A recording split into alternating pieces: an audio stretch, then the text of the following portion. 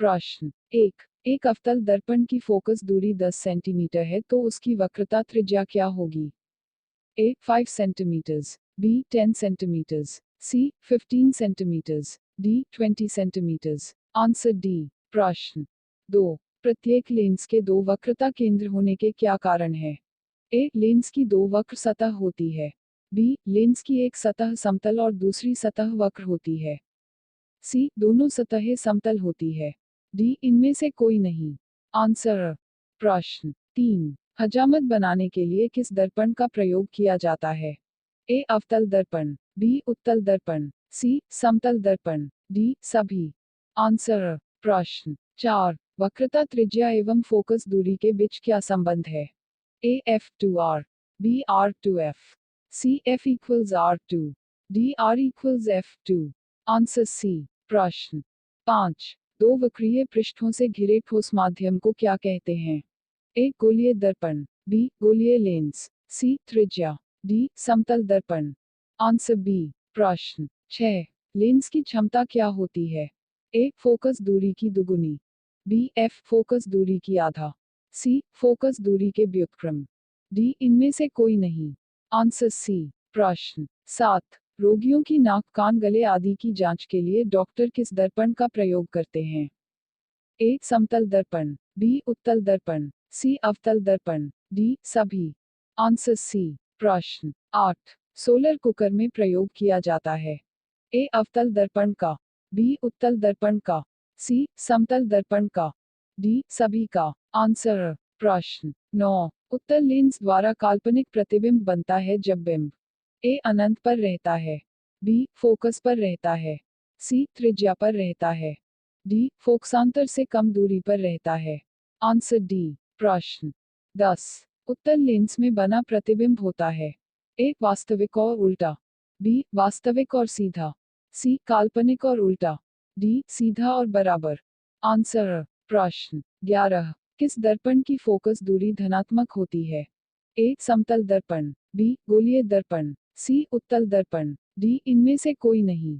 Answer C. प्रश्न 12। गोलीय दर्पण के ध्रुव और फोकस के बीच की दूरी को क्या कहते हैं? ए फोकस, बी ध्रुव, सी अक्ष, डी फोकसांतर। Answer D. प्रश्न 13। काल्पनिक प्रतिबिंब हमेशा ए उल्टा होता है, बी सीधा होता है, सी तिरछा होता है, डी औंधा होता है। Answer B. प्रश्न 14। किसी वस्तु से आवर्धित प्रतिबिंब बनता है? ए अवतल दर्पण से, बी उत्तल दर्पण, सी समतल दर्पण, डी इनमें से कोई नहीं। आंसर। प्रश्न 15। समतल दर्पण द्वारा बना प्रतिबिंब हमेशा ए वास्तविक होता है, बी कभी वास्तविक तो कभी काल्पनिक, सी काल्पनिक होता है, डी इनमें से कोई नहीं। Answer C. प्रश्न 16। लेंस सूत्र है क्या होता है? ए 1 बी जोड़ 1 U equals 1 F, B 1 V 1 U equals 1 F, C 1 U जोड़ 1 F equals 1 V, D 1 U 1 V equals 1 F. Answer B. प्रश्न 17। प्रकाश के अपवर्तन के कितने नियम हैं?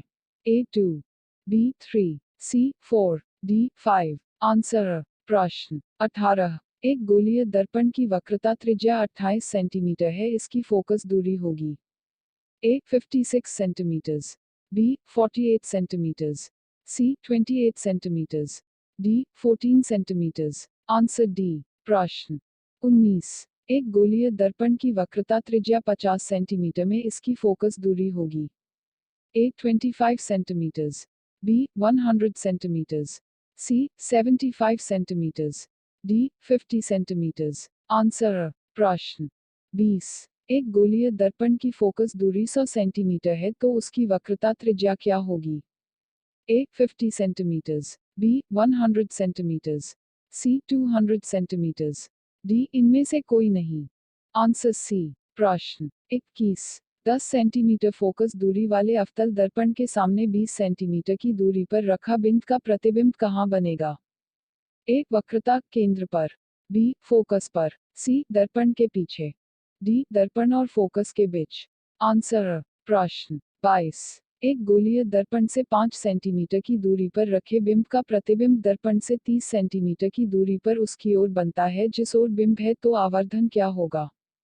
A 6, B -6, C -3, D जोड़ 5। Answer B। सोल्यूशन आवर्धन M equals V, U equals -3 और 5 equals -6।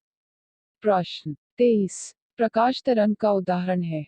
A ध्वनि तरंग, B विद्युत चुंबकीय तरंग, C रेडियो तरंग, D पराबैंगनी तरंग। Answer D। प्रश्न 24। एक लेंस की क्षमता 5D है, इसकी फोकस दूरी क्या होगी? A जोड़ 100 सेंटीमीटर्स, B जोड़ 20 centimetres, C -20 centimetres, D -0.2 centimetres. Answer C। प्रश्न 25। गोलीय दर्पण जो अंदर की तरफ वक्रित हो उसे क्या कहते हैं? A उत्तल दर्पण, B अवतल दर्पण, C समतल दर्पण, D इनमें से कोई नहीं। आंसर